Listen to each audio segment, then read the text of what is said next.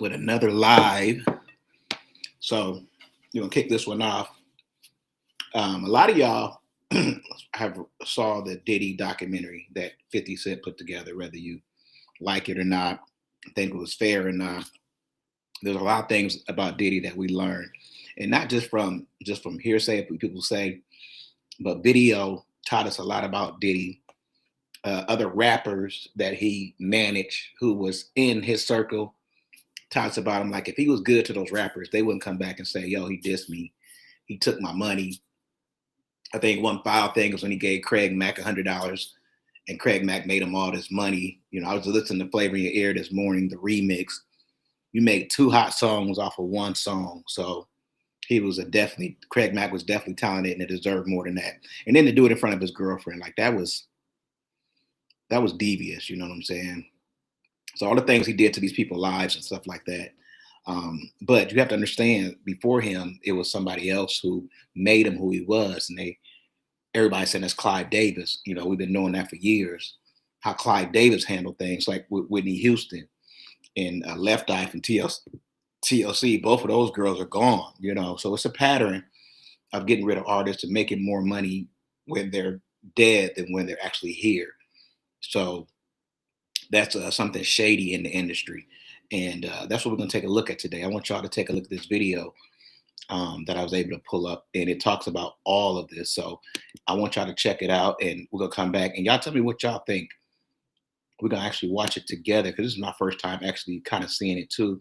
So we definitely going to see it together, and y'all give me y'all thoughts about Clive Davis. If you don't know him, now you know.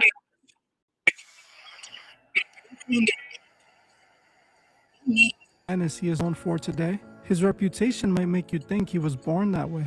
But the truth is, monsters aren't born, they are made. Behind Diddy's disturbing behavior is the man who shaped him, industry gatekeeper Clive Davis. This evil didn't start with Diddy. It began long before he was even involved in the industry. These gatekeepers are groomed before they're given the keys, a tradition passed down through generations within the music industry. If you think what Diddy did was horrendous, wait until you hear about the man who shaped him. Hey guys, I hope all is well. Welcome back to The Truth Is, where I drop new videos exposing the truth weekly.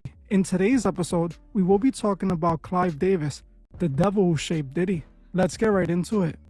In July 1993, Sean Puff Daddy Combs was terminated from his A&R position at Uptown Records. This decision stemmed from escalating tensions with label executive Andre Harrell, who perceived Diddy as having an uncontrollable ego and excessive ambitions, leading to a power struggle. Andre Harrell reportedly believed Diddy was attempting to take his position and acted to prevent this by firing him. This early career setback could have been career-ending for Diddy. Fortunately, upon his dismissal, Harrell permitted him to retain two artists that he had signed and was developing, Craig Mack and the Notorious B.I.G. This decision would end up saving Diddy's career and allowed him to make it to the very top of the music industry, all because of one man, the music industry legend Clive Davis, who bought into his vision. After Diddy was fired from Uptown Records, he became determined to start his own label. Using the industry connections he had acquired during his time at Uptown, he found a way to arrange a meeting with legendary record executive Clive Davis, who was the founder and president of Arista Records at the time.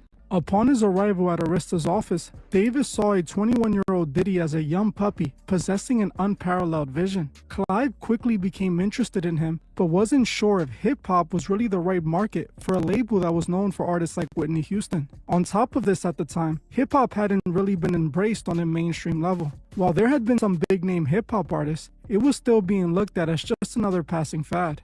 During the meeting, Diddy advocated for the increased recognition of hip-hop and urged Clive to consider an investment in the genre through his endeavors. He told Davis that he wanted to make his own hip-hop label that would take hip-hop to mainstream levels, and decided on some of the music his artists had recorded, playing him the song Flavor in Your Ear by Craig Mack and 3 unreleased Biggie songs. Despite all the reasons to turn a young Diddy down, Clive bought into his vision and struck a deal with him. Arista Records, through a collaboration with LaFace Records, provided Combs with an advance worth $1.5 million to fund the initial venture and granted him full creative control to launch his own label, Bad Boy Records, under Arista's umbrella. Just like that, when Diddy likely believed it was all over, not only was he back in the game, But now, he had his own record label, a record label that was destined to take over hip-hop and change it forever.